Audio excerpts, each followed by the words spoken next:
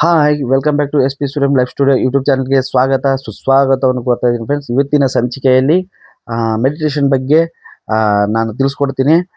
Meditation ಮಾಡೋದ್ರಿಂದ memory ಪವರ್ನ ಹೇಗೆ ಹೆಚ್ಚಿಸ್ಕೋಬೋದು ಅಂತಂದ್ರ ಬಗ್ಗೆ ನಾನು ಮಾಹಿತಿಗಳನ್ನ ಹೇಳ್ಕೊಂಡು ಹೋಗ್ತೀನಿ ಫ್ರೆಂಡ್ಸ್.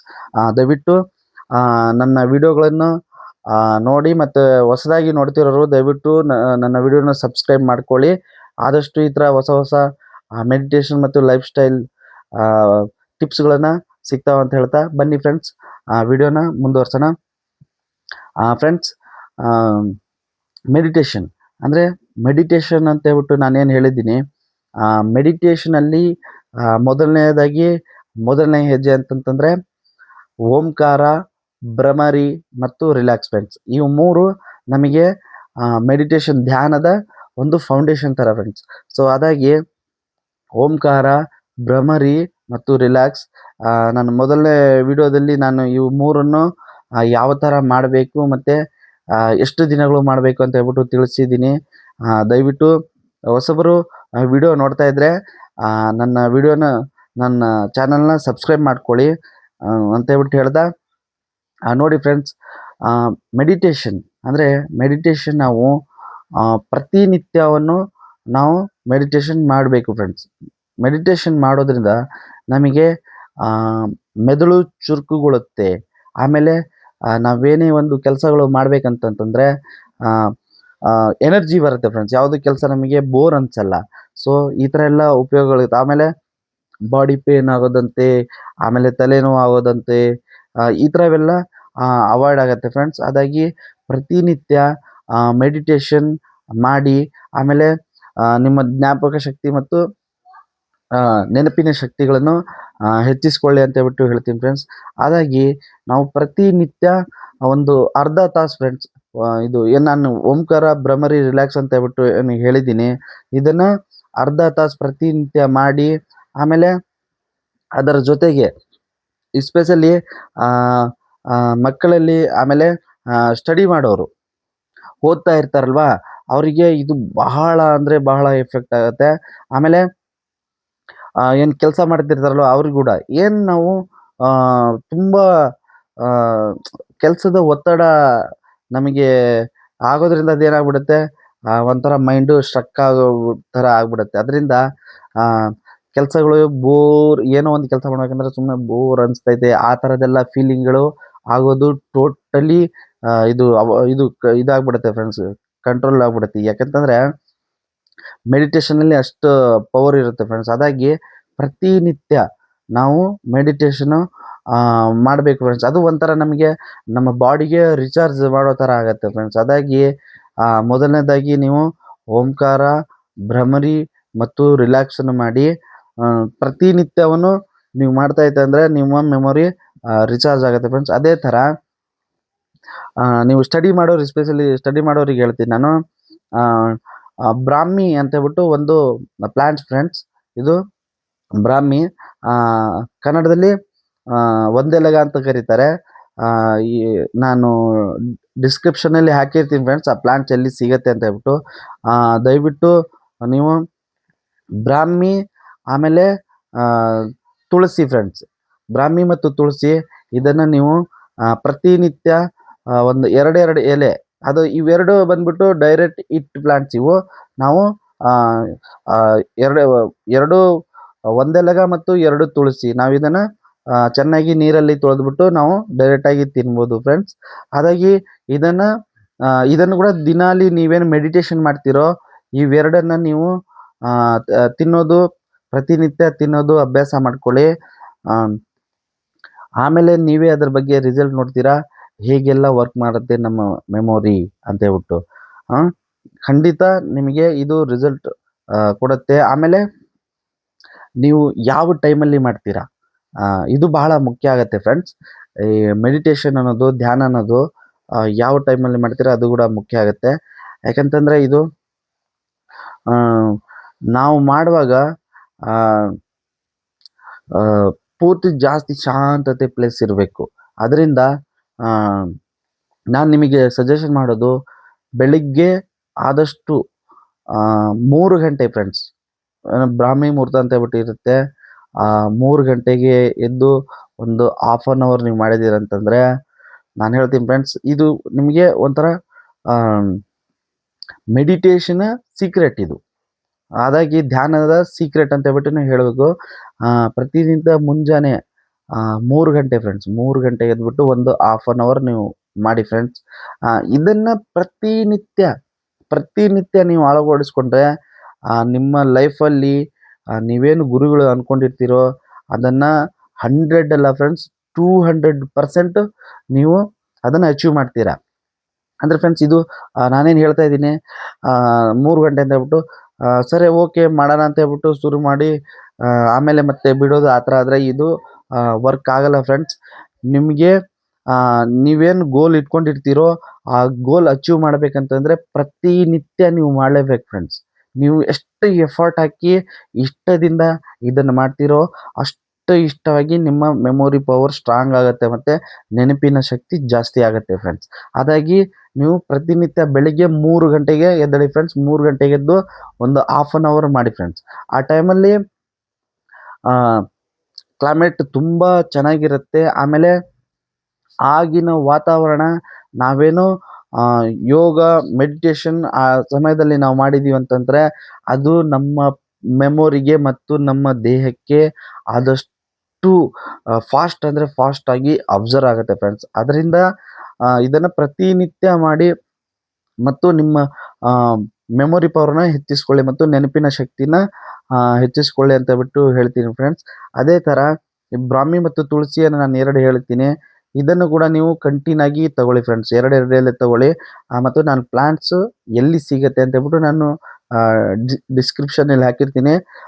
ಇದು ಬಹಳಷ್ಟು ಓದೋ ಚಿಕ್ಕ ಮಕ್ಕಳಿಗೆ ಮತ್ತು ಏನು ಜಾಬ್ ಮಾಡ್ತಾ ಇರ್ತೀರೋ ಅವರಿಗೆ ಭಾಳಷ್ಟು ಎಫೆಕ್ಟ್ ಒಳ್ಳೆಯದಾಗುತ್ತೆ ಫ್ರೆಂಡ್ಸ್. ಅದರಿಂದ ಇದನ್ನು ದಯವಿಟ್ಟು ನೀವು ರೂಢಿಸ್ಕೊಳ್ಳಿ. ಅದೇ ಥರ ಇದರ ಜೊತೆಗೆ ಇನ್ನೊಂದು, ನೀವೇನು ಮೆಡಿಟೇಷನ್ ಮಾಡ್ತಾ ಇರ್ತೀರಾ ಮತ್ತು ಒಂದೆಲಗ ತುಳಸಿ ಎಲೆನೂ ತಿಂತಾ ಇರ್ತೀರಾ, ನೀವು ಮೆಡಿಟೇಷನ್ ಮಾಡಿ ಶುರು ಮಾಡ್ತೀರಲ್ಲ ಫ್ರೆಂಡ್ಸ್. ಆಮೇಲೆ ನಿಮ್ಮ ಓದೋರಾದರೆ ನಿಮ್ದು ಏನು ಸಬ್ಜೆಕ್ಟ್ ಇರುತ್ತೆ ಆ ಸಬ್ಜೆಕ್ಟನ್ನು ಯಾವುದು ಫಸ್ಟ್ ಓದ್ಕೋಬೇಕು, ಯಾವ ಸಬ್ಜೆಕ್ಟ್ ಫಸ್ಟ್ ಓದ್ಕೋಬೇಕು ಅದನ್ನು ನೀವು ಒಂದು ಡೈರಿನ ಮೇಂಟೈನ್ ಮಾಡಿ ಫ್ರೆಂಡ್ಸ್. ಮತ್ತು ಜಾಬ್ ಮಾಡೋರು ಫಸ್ಟ್ ಯಾವ ವರ್ಕ್ಗೆ ಫಸ್ಟ್ ಪ್ರಯಾರಿಟಿ ಕೊಡಬೇಕು ಅದನ್ನು ನೀವು ನೋಟ್ ಮಾಡ್ಕೋಬೇಕು. ಆ ಡೈರಿ ನೀವು ಮೇಂಟೈನ್ ಮಾಡಿದ್ರೆ ನೀವೇನೇನು ನಿಮ್ಮ ಕರಿಕ್ಯುಲಮ್ಗಳೇನು, ಡೇ ಪ್ಲಾನ್ ಏನು, ವೀಕ್ಲಿ ಪ್ಲಾನ್ ಏನು, 15 ಡೇಸ್ ಪ್ಲಾನ್ ಏನೋ, 1 ಮಂತ್ ಪ್ಲಾನ್ ಏನೋ, 1 ಇಯರ್ ಪ್ಲಾನ್ ಏನೋ ಕೂಡ ಈ ಥರ ನೀವು ಮಾಡ್ಬೋದು ಫ್ರೆಂಡ್ಸ್. ದಯವಿಟ್ಟು ನೀವು ಫಸ್ಟ್ ಡೇಯಿಂದ ಶುರು ಮಾಡಿ. ಸೊ ದಯವಿಟ್ಟು ಇದನ್ನು ಡೇ 1ಇಂದ ಶುರು ಮಾಡಿ ಫ್ರೆಂಡ್ಸ್. ಡೇ 1ಇಂದ ಶುರು ಮಾಡಿ. ಓದ್ತಾ ಇರೋರು ಆಮೇಲೆ ಜಾಬ್ ಮಾಡ್ತಾ ಇರೋರು ಇದನ್ನು ಡೇ 1ಇಂದ ಶುರು ಮಾಡಿ. ಆದಷ್ಟು ನಿಮ್ಮ ಲೈಫ್ ಸಕ್ಸಸ್ ಹೇಗಾಗುತ್ತೆ ಅನ್ನೋದನ್ನು ನೀವೇ ಕಂಡುಹಿಡಿತೀರಾ ಮತ್ತು ನೀವೇ ಅದನ್ನು ನೋಡ್ತೀರಾ. ಇದನ್ನೆಲ್ಲ ನೀವು ನೋಡಬೇಕು ಮತ್ತು ಅದನ್ನು ಅಭ್ಯಾಸ ಮಾಡ್ಕೋಬೇಕು ಅಂತಂತಂದರೆ ಯಾವುದೇ ಕಾರಣಕ್ಕೂ ನೀವು ಇದನ್ನು ಸ್ಕಿಪ್ ಮಾಡಬಾರ್ದು ಫ್ರೆಂಡ್ಸ್. ಪ್ರತಿನಿತ್ಯವನ್ನು ಇದು ಒಂಥರ ನಾವು ಹೇಗೆ ದಿನಕ್ಕೆ 3 ಹೊತ್ತು ಊಟ ಮಾಡ್ತೀವಿ ಅದೇ ಥರ ಇದು ಕೂಡ ಸೇಮ್ ನಾವು ಫಿಕ್ಸ್ ಆಗ್ಬೇಕು ಫ್ರೆಂಡ್ಸ್. ನಾವು ಇದು ನಮ್ಮ ಕಮೆಂಟ್ ಅಂತ ಅಂದ್ಕೊಂಡೆ ನಾವು ಅದ್ರ ಜೊತೆ ನಾವು ಫಿಕ್ಸ್ ಆಗಬೇಕು. ಆವಾಗ ಮಾತ್ರ ನಿಮಗೆ ಇದು ವರ್ಕ್ ಆಗುತ್ತೆ. ಅದರಿಂದ ಡೇ 1ಇಂದನೇ ಪ್ಲ್ಯಾನ್ ಮಾಡೋದನ್ನು ಶುರು ಮಾಡಿ ಮತ್ತು ಡೈರಿ ನೀವು ಮೇಂಟೈನ್ ಮಾಡೋದನ್ನು ಶುರು ಮಾಡಿ. ಆವಾಗ ನಿಮಗೆ ಏನು ನೀವು ಮೆಡಿಟೇಷನ್ ಮಾಡ್ತಾ ಇದ್ದೀರೋ ಮತ್ತು ಈ ಒಂದೆಲಗ ಅಂತ ಹೇಳ್ಬಿಟ್ಟು ಏನು ಈ ಲೀಫನ್ನು ತಗೊಳ್ತಾ ಇದ್ದೀರೋ ಇದು 2ಕ್ಕೆ ನಿಮಗೆ ಬಾಡಿ ಅಬ್ಸರ್ವ್ ಮಾಡಿಬಿಟ್ಟು ನಿಮ್ಮ ಮೆದುಳಿನ ಶಕ್ತಿ ಚುರುಕುಗೊಳಿಸಿ ಮತ್ತು ಜ್ಞಾಪಕ ಶಕ್ತಿ ಕೂಡ ಆದಷ್ಟು ಇದು ಮಾಡುತ್ತೆ ಫ್ರೆಂಡ್ಸ್. ಮೆಮೊರಿ ಪವರ್ ಜಾಸ್ತಿ ಸ್ಟ್ರಾಂಗ್ ಆಗುತ್ತೆ.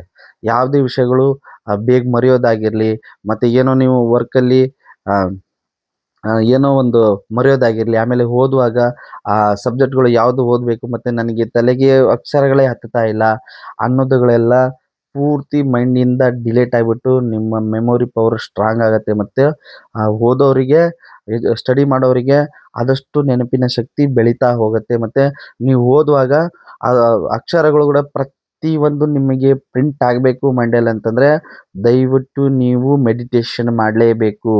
ನೀವು ಎಷ್ಟು ಮೆಡಿಟೇಷನ್ ಮಾಡ್ತೀರೋ ಅಷ್ಟು ನಿಮ್ಮ ಮೆದುಳಿನ ಶಕ್ತಿ ಚುರುಕಾಗತ್ತೆ ಮತ್ತು ಮೆಮೊರಿ ಪವರು ಸ್ಟ್ರಾಂಗ್ ಆಗುತ್ತೆ.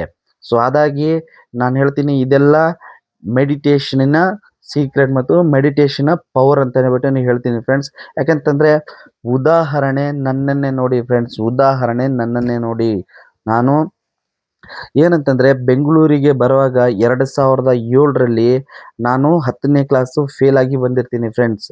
ದಯವಿಟ್ಟು ನೀವೆಲ್ಲ ನನ್ನ ಅರ್ಥ ಮಾಡ್ಕೊಳ್ಳಿ.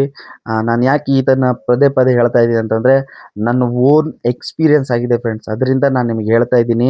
2007ಗೆ ನಾನು 10ನೇ ಕ್ಲಾಸ್ ಫೇಲಾಗಿ ಬಂದಿರ್ತೀನಿ.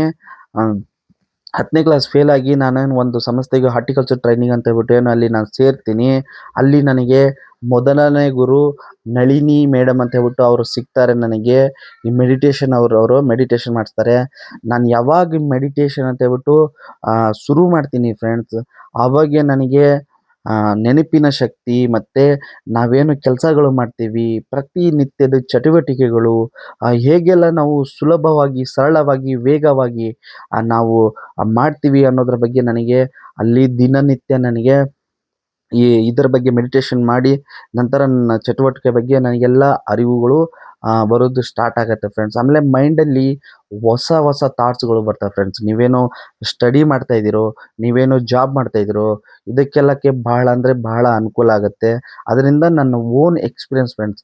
2007ನಲ್ಲಿ ನಾನು ಈ ಮೆಡಿಟೇಷನ್ ತರಬೇತಿಗೆ ಸೇರಿದ ಮೇಲೆ ಮೆಡಿಟೇಷನ್ ಸ್ಟಾರ್ಟ್ ಮಾಡುವಾಗ ನನಗೆ ಈ ಥರ ಎಲ್ಲ ಅನುಭವಗಳು ಆಗ್ತವೆ ಫ್ರೆಂಡ್ಸ್. ಅದರಿಂದ ನಾನು ಇದನ್ನು ಬೆಸ್ಟ್ ಅಂತ ಹೇಳಿ ಚೂಸ್ ಮಾಡಿ ನಾನು ಮೆಡಿಟೇಷನ್ನ ಮಾಡೋದು ಶುರು ಮಾಡ್ತೀನಿ ಫ್ರೆಂಡ್ಸ್. ಅದರಿಂದ ನಾನು 10th ಈ ಮೆಡಿಟೇಷನ್ ಮಾಡ್ತಾ ಅಭ್ಯಾಸ ಮಾಡಿಕೊಂಡು ನಾನು ಮೆಡಿಟೇಷನ್ ಮಾಡಿ ಒಂದು 2 ಮಂತ್ಸ್ ಏನೋ ಇರುತ್ತೆ ಫ್ರೆಂಡ್ಸ್. ನನ್ನ ಎಕ್ಸಾಮ್ ಇರುತ್ತೆ. ನಾನು ಫೇಲಾಗಿ ಬಂದಿರ್ತೀನಿ.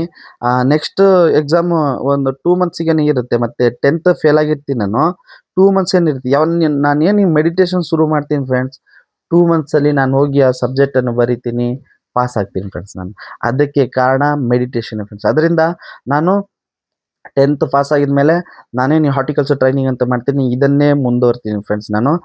ಇದ್ರ ಬಗ್ಗೆನೇ ಪ್ರತಿನಿತ್ಯ ಅಂದರೆ ಅಲ್ಲಿ ಪ್ಲಾಂಟ್ ಬಗ್ಗೆ ಹೇಗೆಲ್ಲ ವಿವರಣೆಗಳು ಹೇಳ್ತಾರೆ, ಸಾಯಿಲ್ ಬಗ್ಗೆ ಹೇಗೆಲ್ಲ ವಿವರಣೆ ಹೇಳ್ತಾರೆ, ನೇಚರ್ ಬಗ್ಗೆ ಹೇಗೆಲ್ಲ ವಿವರಣೆ ಹೇಳ್ತಾರೆ, ಇದನ್ನು ಮತ್ತು ಯಾವ್ಯಾವ ಪ್ಲಾಂಟ್ಸ್ಗಳು ನಾನು ನಿಮಗೆ ಹಿಂದಿನ ವಿಡಿಯೋಗಳಲ್ಲೆಲ್ಲ ತಿಳಿಸಿದ್ದೀನಿ ಫ್ರೆಂಡ್ಸ್.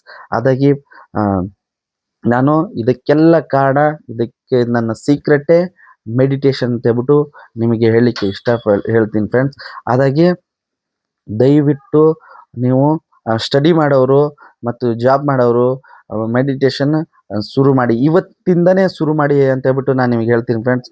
ಯಾರು ಮೆಡಿಟೇಷನ್ ಮಾಡ್ತಾ ಇಲ್ಲೋ ಮತ್ತು ಯಾರಿಗೆ ಓದೋಕ್ಕೆ ತುಂಬ ಕಷ್ಟ ಆಗ್ತಿದೆಯೋ ಅಂತ ಹೇಳ್ತಿರೋ, ಯಾರಿಗೆ ನಿಮಗೆ ಯಾವ ಸಬ್ಜೆಕ್ಟ್ ನಿಮಗೆ ಕಷ್ಟ ಆಗ್ತಿದೆ ಅಂತ ಹೇಳ್ತಿರೋ, ದಯವಿಟ್ಟು ಮೆಡಿಟೇಷನ್ ಮಾಡಿ.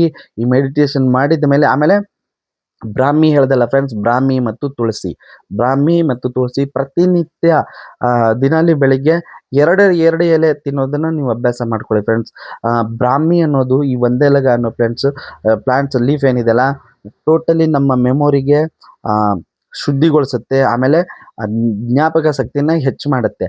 ತುಳಸಿ ಬಂದ್ಬಿಟ್ಟು ನಮ್ಮ ಉಸಿರಾಟ ಮತ್ತು ಯಾವುದೇ ಕಾರಣ ಅಂದರೆ ಅದು ಒಂಥರ ಆ್ಯಂಟಿಬಯೋಟಿಕ್ ಥರ ಕೆಲಸ ಮಾಡಿಬಿಟ್ಟು ಆಮೇಲೆ ನಮ್ಮ ಉಸಿರಾಟಕ್ಕೆ ಸಹಾಯ ಮಾಡುತ್ತೆ ಫ್ರೆಂಡ್ಸ್. ಅದರಿಂದ ಇವೆರಡನ್ನು ನೀವು ತೊಗೊಂಡ್ರೆ ಬಹಳಷ್ಟು ಅಂದರೆ ಬಹಳಷ್ಟು ಉಪಯೋಗಗಳು ಇರ್ತವೆ ನೆನಪಿನ ಶಕ್ತಿಗೆ ಮತ್ತು ಮೈಂಡ್ ಪವರಿಗೆ ಫ್ರೆಂಡ್ಸ್. ಸೊ ಹಾಗಾಗಿ ನೀವು ಮೆಡಿಟೇಷನ್ ಮಾಡಿ ಆಮೇಲೆ ಇದನ್ನು ನೀವು ನೀಟಾಗಿ ಅಭ್ಯಾಸಗಳನ್ನು ಮಾಡಿಕೊಂಡ್ರೆ 100% ನೀವುಗಳೇ ವ್ಯತ್ಯಾಸಗಳನ್ನು ಇಟ್ಕೊಳ್ತೀರಾ ಫ್ರೆಂಡ್ಸ್. ಮತ್ತು ನಿಮಗೆ ಗೊತ್ತಾಗತ್ತೆ ಮೆಡಿಟೇಷನ್ ಸ್ಟಾರ್ಟ್ ಮಾಡೋಕ್ಕಿಂತ ಮುಂಚೆ ನಿಮ್ಮ ಸ್ಟಡಿ ಮಾಡೋರಾಗಿದ್ದರೆ ಸ್ಟಡಿ ಮಾಡೋರು ನೀವು ಡೈರಿನ ನೀವು ಬರ್ಕೊಳ್ಳಿ ಫ್ರೆಂಡ್ಸ್. ನಾನು ಡೇಟು ಇವತ್ತಿಂದ ಶುರು ಮಾಡಿದ್ದೀನಿ, ಮತ್ತು ಹಿಂದೆ ನೀವು ಹೇಗಿದ್ರಿ,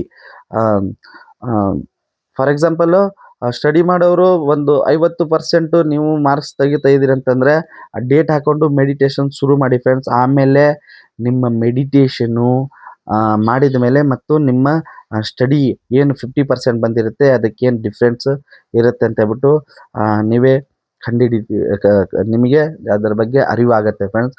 ಹಾಗೂ ಜಾಬ್ ಮಾಡೋರು ಏನಿರ್ತೀರಾ, ಜಾಬ್ ಮಾಡುವಾಗ ನಿಮಗೆ ಜಾಸ್ತಿ ಒತ್ತಡಗಳು ಇರ್ಬೋದು. ಆಮೇಲೆ ಅಲ್ಲಿ ನೀವು ಜಾಬ್ ಪ್ಲೇಸಲ್ಲಿ ನಿಮಗೇನು ಕೆಲಸಗಳು ಹೇಳಿರ್ತಾರೆ, ಆ ಕೆಲಸದ ಅಂದರೆ ಏನೋ ಇಂಪಾರ್ಟೆಂಟ್ ಕೆಲಸಗಳು ಇರ್ತವೆ, ನೀವೇನೋ ಮತ್ತೊಂದು ಕೆಲಸ ಮಾಡ್ತಿರ್ತೀರ, ಮರುಗಳು ಆಗೋದು ಆ ಥರದ್ದಿರ್ತವೆ. ಮತ್ತು ನಿಮಗೆ ಮೇಲಧಿಕಾರಿಗಳು ನಿಮಗೆ ಬೈಯೋದಾಗಲಿ, ಅದರಿಂದ ಡಿಸಪಾಯಿಂಟ್ಗಳು ಆಗಿರ್ತವೆ. ಕೆಲವೊಬ್ಬರು ಆ ಥರ ಬೈಸ್ಕೊಂಡು ಕೆಲಸನೂ ಬಿಟ್ಬಿಡ್ತಾರೆ ಫ್ರೆಂಡ್ಸ್. ಇದೇನಪ್ಪ ಯಾವುದಪ್ಪ ಹೇಗೆಪ್ಪ ಒಂಥರ ತುಂಬ ಬೇಜಾರು ಥರ ಮಾಡಿಕೊಂಡು ಆ ಕೆಲಸಗಳು ಬಿಡೋ ಸಾಧ್ಯತೆನೂ ಇರುತ್ತೆ. ಅದೇ ಥರ ಅವರಿಗೆ ಈ ಮೆಡಿಟೇಷನ್ ಮತ್ತು ಈ ಬುಕ್ಕು ಡೈರಿ ನಾನು ಹೇಳ್ತಾ ಇದ್ದೀನಿ, ಇದನ್ನು ಫಾಲೋ ಮಾಡೋದ್ರಿಂದ ಯಾವುದೇ ಕಾರಣಕ್ಕೂ ಯಾವ ಪ್ಲಾನು ಸ್ಕಿಪ್ ಆಗಲ್ಲ. ಅದರಿಂದ ನೀವು ಮೆಡಿಟೇಷನ್ ಶುರು ಮಾಡಿ ಒಂದು ಡೈರಿಯನ್ನು ಮೇಂಟೈನ್ ಮಾಡೋದನ್ನು ಕಲೀರಿ. ಆಮೇಲೆ ನೀವೇ ತಿಳ್ಕೊಳ್ತಾರೆ ಇದ್ರ ಬಗ್ಗೆ ಏನು ಪವರ್ ಇದೆ ಅಂತ ಹೇಳ್ಬಿಟ್ಟು. ಅದರಿಂದ ಫ್ರೆಂಡ್ಸ್, ಇದು ನನ್ನ ಲೈಫಿನ ಜರ್ನಿಯ ಸೀಕ್ರೆಟ್ ಅಂತಲೇ ನಾನು ನಿಮಗೆ ಇವತ್ತು ತಿಳಿಸ್ಕೊಡ್ತಾ ಇದ್ದೀನಿ ಫ್ರೆಂಡ್ಸ್. ಅದಾಗಿ ದಯವಿಟ್ಟು ಇದನ್ನು ಮಾಡಿ ಫ್ರೆಂಡ್ಸ್. ಇದನ್ನು ಮಾಡಿಬಿಟ್ಟು ಇದರ ಪ್ರಭಾವಗಳು ಏನಿದಾವೆ ಅಂತ ಹೇಳ್ಬಿಟ್ಟು ನೀವು ಇದನ್ನು ಅನುಭವಿಸಿ ಅಂತ ಹೇಳ್ಬಿಟ್ಟು ನಾನು ಹೇಳ್ತೀನಿ ಫ್ರೆಂಡ್ಸ್. ಅದೇ ಥರ ಈ ಓದೋರು, ಸ್ಟಡಿ ಮಾಡೋರು ಅಂತ ಹೇಳ್ಬಿಟ್ಟು ನಾನೇನು ಹೇಳ್ತೀನಿ, ಓದೋರು ಕೂಡ ಫ್ರೆಂಡ್ಸ್, ಸ್ಟೂಡೆಂಟ್ಗಳಲ್ಲಿ ಕೂಡ ನಾನು ವಿನಂತಿ ಮಾಡ್ಕೊಳ್ತೀನಿ. ಯಾಕೆಂತಂದರೆ ಈಗ ಏನಂತಂದರೆ ಫ್ರೆಂಡ್ಸ್, ಭಯ ಬೀಳಬಾರ್ದು. ಫಸ್ಟ್ ನಾನು ವಿದ್ಯಾರ್ಥಿಗಳಿಗೆ ಹೇಳೋದು, ಇದು ನನ್ನ ಕಳಕಳೆಯ ಮನವಿ ಅಂತಲೇ ತಿಳ್ಕೊಳ್ಳಿ. ಯಾವುದೇ ಕಾರಣಕ್ಕೂ ಅಂಜಬೇಡಿ, ಭಯ ಬೀಳಬೇಡಿ. ನೀವು ಎಷ್ಟು ಅಂಜುತ್ತೀರೋ, ಎಷ್ಟು ಭಯ ಬೀಳ್ತೀರೋ ಅಷ್ಟು ನಿಮಗೆ ಲಾಸ್ ಇರುತ್ತಂತಲೇ ನಾನು ಹೇಳ್ತೀನಿ. ಯಾಕಂತಂದರೆ ಒಂದು ನಿಮ್ಗಳಿಗೆ ಮೋಟಿವೇಶನ್ ಇರಲ್ಲ. ನಾನು ಇದೇ ಹೇಳ್ತೀನಿ ಫ್ರೆಂಡ್ಸ್, ದಯವಿಟ್ಟು ನೀವು ಇದನ್ನು ಕೇಳ್ಕೊಳ್ಳಿ. ಮೋಟಿವೇಶನ್ ಇರಲ್ಲ. ಹಾಗಾಗಿ ಫಸ್ಟು ನೀವು ಮೋಟಿವೇಟ್ ಆಗೋದನ್ನು ಕಲಿಬೇಕು. ಭಯನ ಬಿಟ್ಬಿಡಿ, ಆಮೇಲೆ ಅಂಜಿಕೆನ ಬಿಟ್ಬಿಡಿ. ಆಮೇಲೆ ಇನ್ನೊಂದೇನು ಗೊತ್ತಾ, ಈ ವಿದ್ಯಾರ್ಥಿಗಳು ಏನು ಮಾಡ್ತಾರೆ ಅಂದರೆ ತುಂಬ ದೊಡ್ಡ ತಪ್ಪು ಏನು ಮಾಡ್ತಾರಂತಂದರೆ, ಏನು ಓದಕ್ಕೆ ಬರಲ್ಲ ಅನ್ನೋರು ಅಂದರೆ ಒಂಥರ ಅವಮಾನ ಆಗ್ಬಿಡುತ್ತೆ ಅನ್ನೋ ಥರ ಫೀಲಿಂಗ್ ಆಗ್ತಾರೆ. ದಯವಿಟ್ಟು ಇದನ್ನು ವಿದ್ಯಾರ್ಥಿಗಳಿಗೆ ಹೇಳ್ತಾ ಇದ್ದೀನಿ, ದಯವಿಟ್ಟು ಇದನ್ನು ಫಸ್ಟ್ ತಲೆಯಿಂದ ತೆಗ್ದಾಕ್ಬಿಡಿ ಫ್ರೆಂಡ್ಸ್. ನಾನು ಹೇಳ್ತೀನಿ. ಯಾಕೆಂತಂದರೆ ಈಗ ಓದಕ್ಕೆ ಬರದೇ ಇರೋರು ಏನು ಮಾಡ್ತಾರೆ, ಒಂಥರ ನಾಚಿಕೆ ಅನ್ಬೋದು, ಒಂಥರ ಅವಮಾನ ಕೂಡ ಅನ್ಕೋಬೋದು. ಆ ಥರ ಫೀಲಿಂಗ್ ಆಗ್ಬಿಡ್ತಾರೆ. ಅಯ್ಯೋ ನನಗೆ ಬರಲ್ಲ, ನಮ್ಮ ಸ್ನೇಹಿತರಿಗೂ ಮತ್ತು ನಮ್ಮ ಸೀನಿಯರ್ಗಳಿಗೂ ನಾನು ಕೇಳಬೇಕಂತಂದರೆ ಸಂಕೋಚ ಕೂಡ ಅನ್ಕೋಬೋದು ಫ್ರೆಂಡ್ಸ್. ಆ ಥರ ಯಾವುದೇ ಕಾರಣಕ್ಕೂ ಈ ನಮಗೆ ಒಂಥರ ನಾಚಿಕೆ ಆಗುತ್ತೆ ಅನ್ನೋದಾಗಿರಲಿ, ಮತ್ತು ನನಗೇನೋ ಅವಮಾನ ಆಗ್ಬಿಡುತ್ತೆ ಅನ್ನೋ ಥರ ಅನ್ನೋದಾಗಿರಲಿ, ದಯವಿಟ್ಟು ಇದನ್ನು ಮೈಂಡಿಂದ ಡಿಲೀಟ್ ಮಾಡಿ ಫ್ರೆಂಡ್ಸ್. ಯಾಕೆಂತಂದರೆ ನೀವು ಸ್ಟಡಿ ಮಾಡ್ತಿದ್ದೀರಾ, ಸ್ಟಡಿನ ಅರ್ಥ ಏನು ಫ್ರೆಂಡ್ಸ್, ಅದರಲ್ಲೇ ಇದೆ. ಸ್ಟಡಿ ಅನ್ನೋದರಲ್ಲೇ ಓದುವ ಮತ್ತು ಏನು ಓದಬೇಕು, ಎಜುಕೇಷನ್ ಮಾಡಬೇಕು ಅನ್ನೋದ್ರಲ್ಲೇ ಇದೆ ಫ್ರೆಂಡ್ಸ್. ಇದರಲ್ಲಿ ನಾವು ಸ್ಟಡಿ ಮಾಡಬೇಕು, ಓದಬೇಕು, ಓದಲ್ಲಿ ಬೆಳಿಬೇಕು ಅನ್ನೋದು ಓದೋದಲ್ಲೇ ಇದೆ. ಅದರಿಂದ ನಾವು ಓದನ್ನು ನಾವು ಕಲಿಬೇಕಂತಂದರೆ ನಾವು ಕೇಳುವಾಗ ಯಾವುದೇ ಕಾರಣಕ್ಕೂ ಹಿಂಜರಿಬಾರ್ದು ಫ್ರೆಂಡ್ಸ್. ನಮಗೇನು ಡೌಟ್ಸ್ ಇರುತ್ತೆ ಆದಷ್ಟು ನಮ್ಮ ಸೀನಿಯರು, ಕೊಲೀಗ್ಸು, ನಾವು ಅವ್ರನ್ನ ಕೇಳ್ಕೋಬೇಕು ವಿಷಯನ. ನಮಗೇನು ಬೇಕಾಗಿರುತ್ತೆ, ಬ್ರದರ್, ಫ್ರೆಂಡ್ಸ್, ಇದು ನನಗೆ ನೀಡಿದೆ, ಇದು ಹೇಗೆ ನನಗೆ ಕಲಿಸ್ಕೊಡಿ ಅಂತೇಳ್ಬಿಟ್ಟು ಯಾವಾಗ ನೀವು ಧೈರ್ಯವಾಗಿ ನೀವು ಕೇಳೋಕ್ಕೆ ಶುರು ಮಾಡ್ತೀರೋ ಆವಾಗೇ ನೀವು ಕಲಿಯೋಕ್ಕೆ ಶುರು ಆಗೋದು. ನಾಚಿಕೆ ಅಂತೆ, ಮತ್ತು ಭಯ ಅಂತೆ, ಆಮೇಲೆ ಅವಮಾನ ಆಗತ್ತಂತೆ, ದಯವಿಟ್ಟು ಬೇಡ ಫ್ರೆಂಡ್ಸ್. ಇದನ್ನು ದಯವಿಟ್ಟು ನಿಮ್ಮ ತಲೆಯಿಂದ ಡಿಲೀಟ್ ಮಾಡಿ. ಇದನ್ನು ಫಸ್ಟ್ ನಿಮ್ಮ ಮೈಂಡಿಂದ ಕಿತ್ತಿ ಬಿಸಾಕಿ. ಯಾಕಂತಂದರೆ ಇದನ್ನು ನೀವು ಮೈಂಡಿಂದ ಡಿಲೀಟ್ ಮಾಡಿದರೆ ಆದಷ್ಟು ನಿಮ್ಮ ಮೈಂಡಿನ ಭಾರ ಪೂರ್ತಿ ಅಂದರೆ ಪೂರ್ತಿ ಕಡಿಮೆಯಾಗಿ ಝೀರೋ ಆಗಿಬಿಡುತ್ತೆ. ಆಮೇಲೆ ನೀವು ಆದಷ್ಟು ನಿಮ್ಮ ಫ್ರೆಂಡ್ಸ್ನೋ, ನಿಮ್ಮ ಕೊಲೀಗ್ಸ್ನೋ ಅವ್ರುಗಳನ್ನ ಕೇಳಿಕೊಂಡು ಆ ವಿಷಯಗಳನ್ನು ತಿಳ್ಕೊಂಡು ಸ್ಟಡಿಯಲ್ಲಿ ನೀವು ಇಂಪ್ರೂವ್ ಆಗ್ತೀರಾ. ಜಾಬ್ ಮಾಡೋರು ನಿಮ್ಮ ಕೊಲೀಗ್ಸು, ನಿಮ್ಮ ಹೈಯರ್ ಅಥಾರಿಟಿ ಸೀನಿಯರ್ಸ್‌ಗೂ ಅವ್ರಿಗೆ ಕೇಳ್ಬಿಟ್ಟು ನಿಮ್ಮ ಜಾಬಲ್ಲಿ ಕೂಡ ನೀವು ಡೆವಲಪ್‌ಮೆಂಟ್ ಆಗ್ತೀರಾ.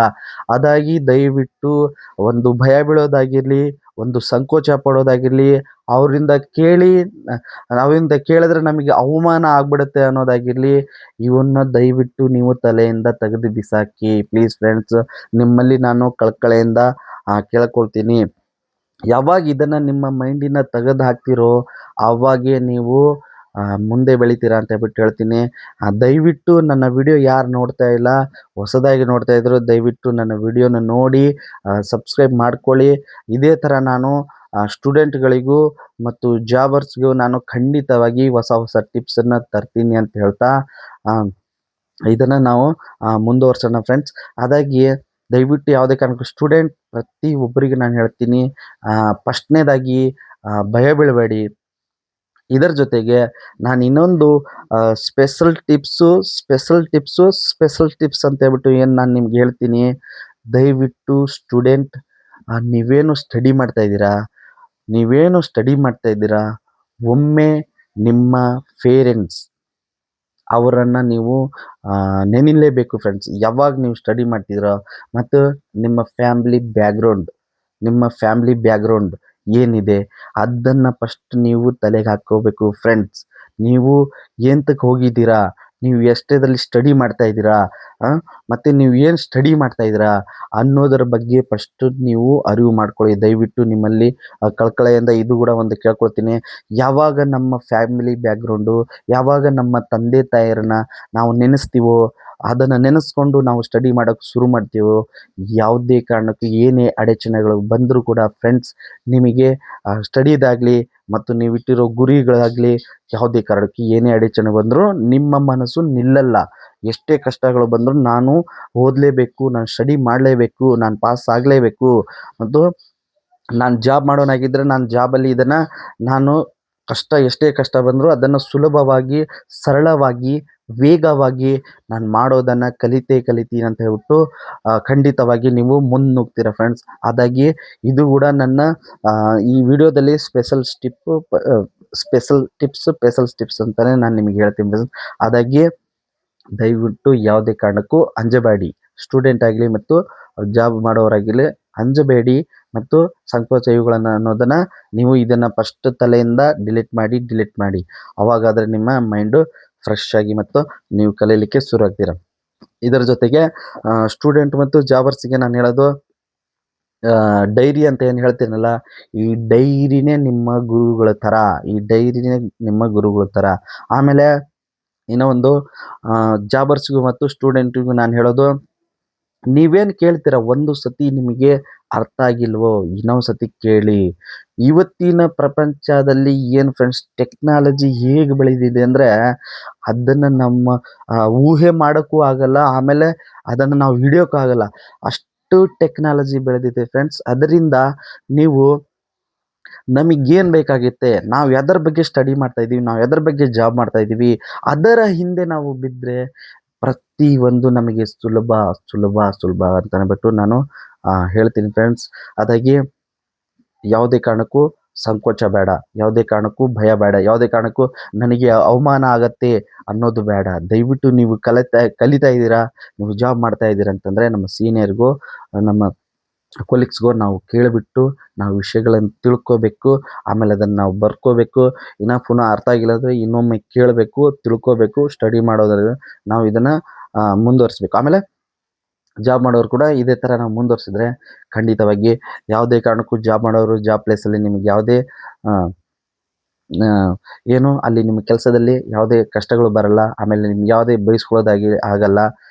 ಈ ಥರ ನೀವು ಮಾಡೋದ್ರಿಂದ ಆಮೇಲೆ ನಾನೇನು ಹೇಳ್ತೀನಿ, ಇದೆಲ್ಲ ನಾವು ಮಾಡಬೇಕಂತಂದರೆ ಮೊದಲು ನಾವು ಮೆಡಿಟೇಷನ್ ಮಾಡೋದನ್ನು ಕಲೀಲೇಬೇಕು.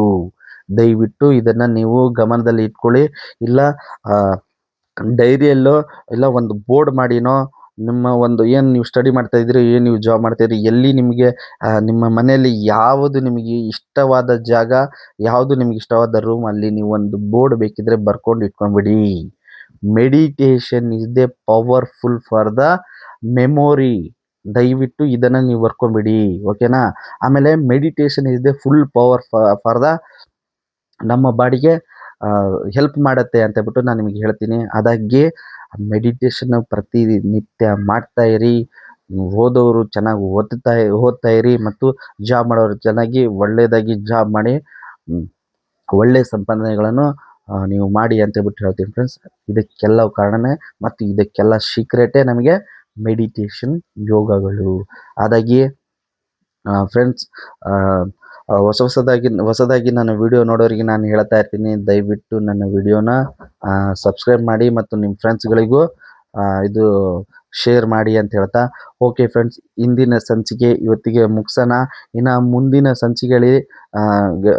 ಸಂಚಿಕೆಯಲ್ಲಿ ಹೊಸದಾಗಿ ಸ್ಟೂಡೆಂಟಿಗೆ ಮತ್ತು ಜಾಬರ್ಸ್ಗೆ ನಾನು ಒಳ್ಳೆ ಟಿಪ್ಸ್ ತರ್ತೀನಿ ಅಂತ ಹೇಳ್ತಾ, ಧನ್ಯವಾದಗಳು ಫ್ರೆಂಡ್ಸ್. ಮತ್ತೊಮ್ಮೆ ಶುಭ ದಿನ.